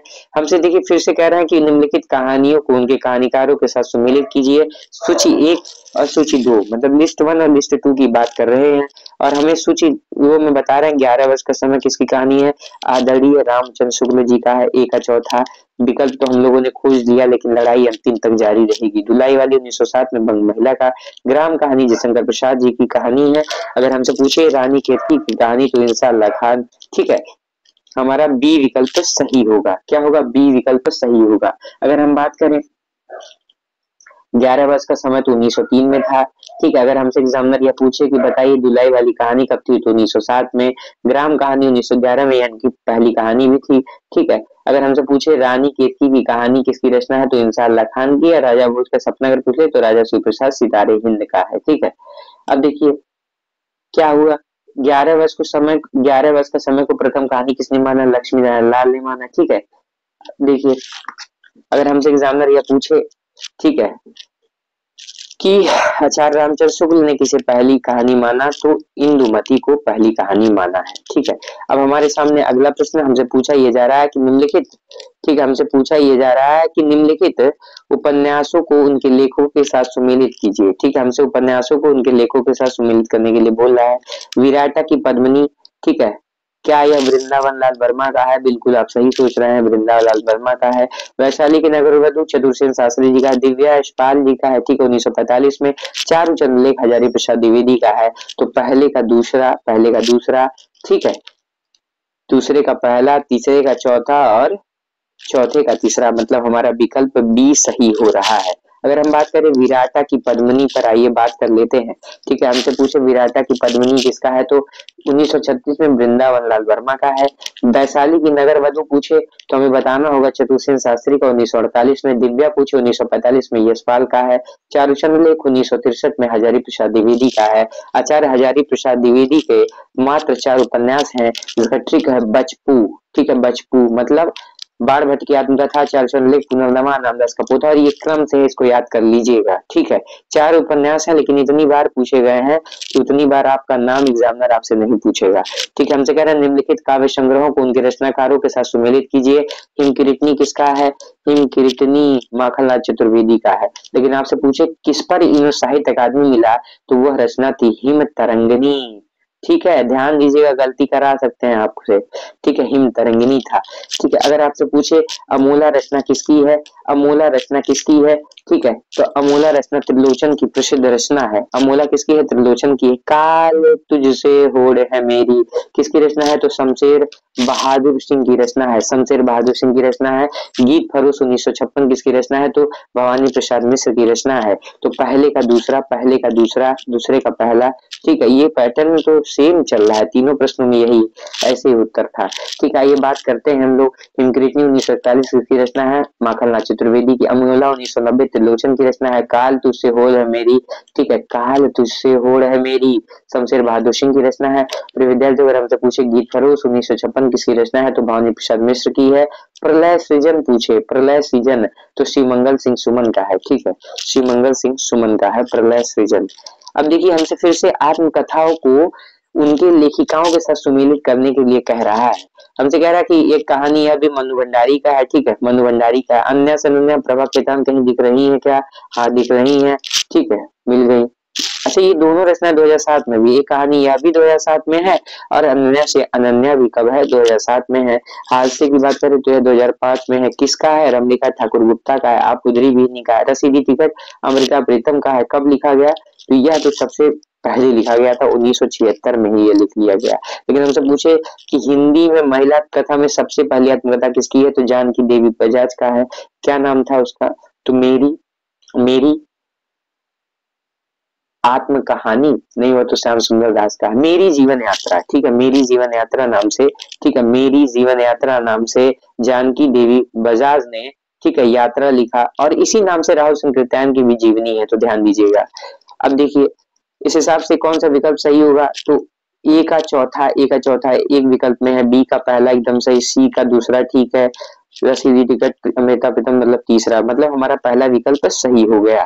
ठीक है, अब देखिए हमसे क्या पूछ रहे हैं, हमसे अगला प्रश्न पूछा ये जा रहा है प्रिय विद्यार्थियों की, अब देखिए कृतियों को उनके लेखकों के साथ सुमिलित करना है और सही कूद का चयन कर लेना है हमको, और एक प्रश्न सही करना है अपना। ग्लोबल गांव का देवता रणेंद्र। ठीक है, अब देखिए टीजीटी 21 में ये प्रश्न बना कि ग्लोबल गांव का देवता में किसे सर्वश्रेष्ठ माना गया। ठीक है, तो वहां न्यूयॉर्क सही था। देखिए चर्चित प्रश्न ही पूछे जाते हैं, चर्चित कहानी ही पूछी जाती है। अब देखिए आपके सामने यह विकल्प जो है हम लोगों को मिल गया, नरेंद्र का है, 2010 में ये रचना थी। जूठन की बात करें तो किसका है, ओम प्रकाश वाल्मीकि की बहुत प्रसिद्ध रचना, 2 भाग, 1997 2015 में। ठीक है, अगर हमसे पूछे जूठन तो ओम प्रकाश वाल्मीकि की। मुक्ति पर्व किसका है, मोहनदास नैमिषारण्य। मुक्ति मोहन छप्पर जयप्रकाश करदम। ठीक है, जयप्रकाश करदम। ग्लोबल गांव का देवता रणेंद्र मतलब सी। ठीक है, जूठन का पचवा, मुक्ति पर्व मोहनदास नैमिषारण्य, छप्पर जयप्रकाश करदम, तो हमारा विकल्प सी सही हो गया। ठीक है, सी सही हो गया। अगला प्रश्न से पूछे गोरख जगायो जो भक्ति भगायो लोग। ठीक है, इसके पहले के पेपर में नेट नेट जो है जून में 2000 जून नेट जून 2011 में पूछ लिया गया कि गोरख जगाए जो भक्ति भगाए लोग किसकी पंक्ति, सीधे ऐसे पूछा था। अब देखिए आप विकल्प में पूछ लिया। ठीक है, तो ये देखिए शुक्ल से सीधे लाइन उठाई गई है। ठीक है, ये तुलसी जी की पंक्ति है, तो पहले का पांचवा हमें उत्तर तो मिल गया है, लेकिन लड़ाई अंतिम तक किया जाएगा। ठीक है, अन बूढ़े बूढ़े तिरे जे बूढ़े सबंग। देखिए बहुत अच्छी पंक्ति है, अन बूढ़े बूढ़े तिरे जे बूढ़े सबंग। ठीक है, बूढ़े सबंग मतलब बिहारी, बिहारी जी की। अति शूदो स्नेह कुमार गए घनानंद, दिख रहे हैं क्या, हाँ दिख रहे हैं, अति शूदो स्नेह कुमार गए घनानंद, बसो मेरे नैनन में नंदलाल मतलब मीराबाई। ठीक है, मीराबाई, बसो मेरे नैनन में नंदलाल। ठीक है, मीराबाई। अब देखिए आइए मिलाते हैं, हम लोगों ने सही उत्तर खोजा था कि नहीं, तो ए का पचवा। ठीक है, बी का चौथा बिहारी सही है, अति शूदो स्नेह कुमारक सी का पहला।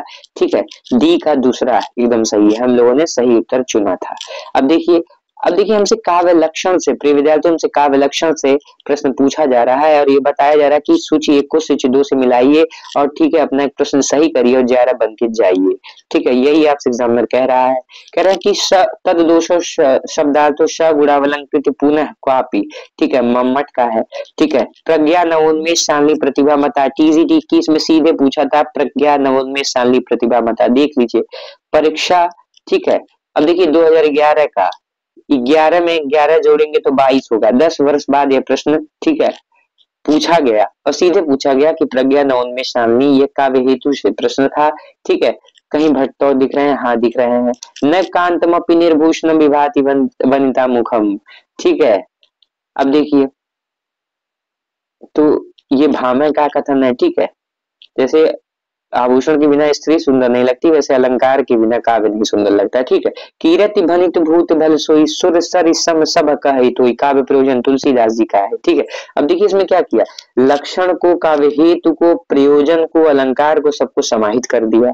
ठीक है, अब देखिए पहले का क्या होगा, मम्मट तीसरा।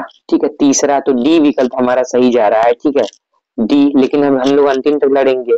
प्रज्ञा नवोन्मेषशालिनी मतलब पहला। ठीक है, न कांतम निर्भूषम विभात वंदा मुखम। ठीक है, भाव सही है। कीरत भरन भूत भल सोई सुरसर सम कहे तो यह किसका है, तो तुलसीदास जी का है। ठीक है, तो हमारा डी विकल्प सही हो गया। अब ध्यान दीजिए हमसे भी पूछा जा रहा है, अब देखिए पाश्चात्य ग्रंथों से प्रश्न पूछा जा रहा है। ठीक है, पाश्चात्य ग्रंथों से प्रश्न पूछा जा रहा है, हमसे ये पूछा जा रहा है कि बताइए द कम्युनिस्ट मैनिफेस्टो किसका हो सकता है, तो कार्ल मार्क्स का हो सकता है और किसका। ठीक है, अब देखिए इल्यूजन एंड रियलिटी कार्डवेल का, इसी से संबंधित विकल्प में प्रश्न बनाया जीडीसी 2020 में। ठीक है, मार्क्सवाद से संबंधित प्रश्न पूछा। ठीक है, और उसमें विकल्प में लगा दिया कि कार्डवेल की जो पुस्तक है इल्यूजन एंड रियलिटी जो है वह मार्क्सवाद से संबंधित एकदम सही विकल्प था। ठीक है, अब देखिए यहाँ सीधे पूछा इल्यूजन एंड रियलिटी किसका, कार्डवेल का है। The use of poetry and the use of criticism, यह किसका है, तो यह किसका है आपको बताना होगा, the use of poetry and the use of criticism. ठीक है, टीएस इलियट का है, टीएस इलियट का है। ठीक है, use of poetry, the use of criticism T S. Eliot का है। द पोएटिक इमेज किसका है, द पोएटिक इमेज किसका है, ठीक है, तो ये सी.डी. लेविस का है, ठीक है, सी.डी. लेविस का है। अब देखिए हमें मिलाते हैं कम्युनिस्ट मैनिफेस्टो, हम कह रहे हैं हमको सब नहीं आ रहा है, हमको इतना आ रहा है कम्युनिस्ट मैनिफेस्टो कार्ल मार्क्स का है, ठीक है, तब भी तो हम लोग दो विकल्प को खोज लिए। अब ध्यान दीजिए, the use of poetry, the use of poetry and the use of criticism, ठीक है, ये किसका है, तो यह जो है इलियट का है, ठीक है, मतलब चौथा विकल्प, मतलब चौथा बी का चौथा, ठीक है। इल्यूजन वैरायटी कार्डवेल का है, ठीक है। The poetic image C D. Lewis का है, मतलब सी विकल्प हमारा सही हो जाएगा, ठीक है, सी विकल्प सही हो जाएगा, ठीक है। हम लोग 5 प्रश्न और करेंगे क्योंकि यही हमारे काम के हैं। हमसे ये कहा जा रहा है भाई, निर्देश में सुन लीजिए कि प्रश्न संख्या 41 से 45 तक दी गई स्थापना और तर्कों को ध्यानपूर्वक पढ़कर बहुविकल्पी उत्तरों में से सही उत्तर का आप चयन करें, ठीक है। स्थापना ए एजर्शन दे रहे हैं कि चिंतन की अपेक्षा कर्म सत्य के अधिक समीप होता है। हमसे ये बता रहे हैं प्रिय विद्यार्थियों कि चिंतन की हमसे ये कह रहे हैं कि चिंतन की अपेक्षा जो होता है कर्म जो होता है ना, कर्म को बता रहे हैं कि चिंतन की अपेक्षा कर्म जो होता है, ठीक है, सत्य के अधिक समीप होता है, ठीक है। और दूसरा इसका रीजन ये दे रहे हैं कि क्योंकि कर्म में सक्रियता और व्यवहारिकता होती है, ठीक है भाई, चिंतन की अपेक्षा कर्म सत्य के अधिक समीप होता है, कि खाली चिंतन करे कर्म ना करे तो सत्य के समीप हम नहीं जा पाएंगे, ठीक है, सही बोल रहे हैं। फिर कह रहे हैं क्योंकि कर्म में सक्रियता, ठीक है, कर्म में सक्रियता और व्यवहारिकता होती, बात सही है, तो इसमें क्या हो गया, दोनों सही है, ठीक है, दोनों सही है, तो 41 का क्या हो जाएगा, ए और आर दोनों सही है, ठीक है, ए आर दोनों सही है। अब देखिए अगला, देखिए इससे हमारी समझ विकसित हो सकती है और ऐसे एक आध प्रश्न आपको मिल सकते हैं किसी परीक्षा में, ठीक है। भाषा ही एकमात्र साधन है जो अन्य पशुओं से मनुष्य को पृथक करती है।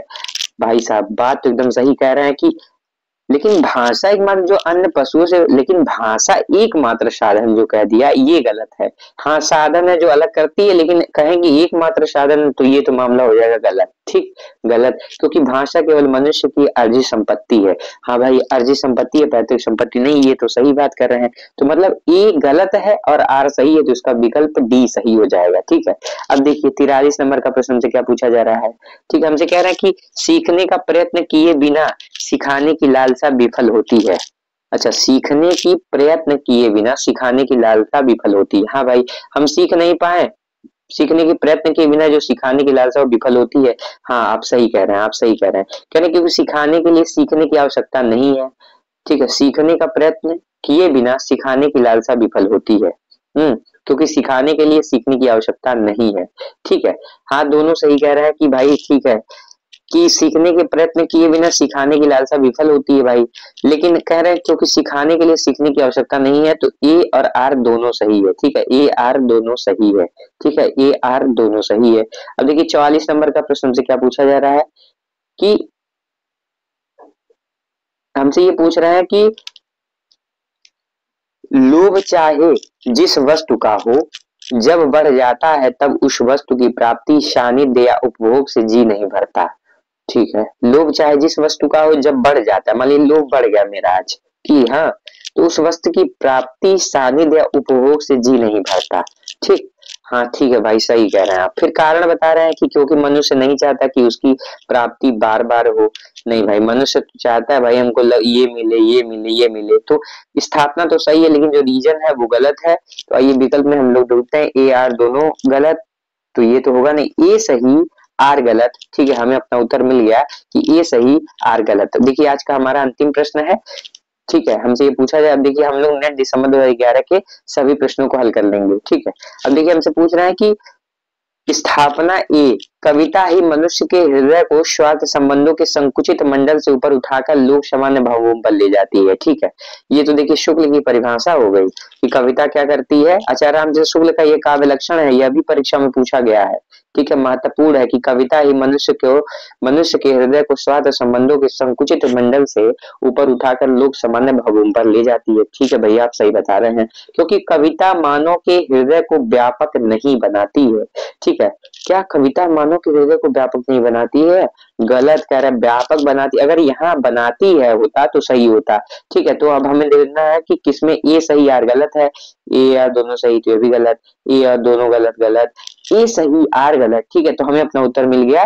क्या सी सही है कि ए सही है? कविता ही मनुष्य के हृदय को स्वार्थ संबंधों के संकुचित भंडल से ऊपर उठाकर लोक सामान्य भावों पर ले जाती है। लेकिन ये जो बता रहे हैं हमसे, क्योंकि कविता मानव के हृदय को व्यापक नहीं बनाती भाई साहब, व्यापक बनाती है।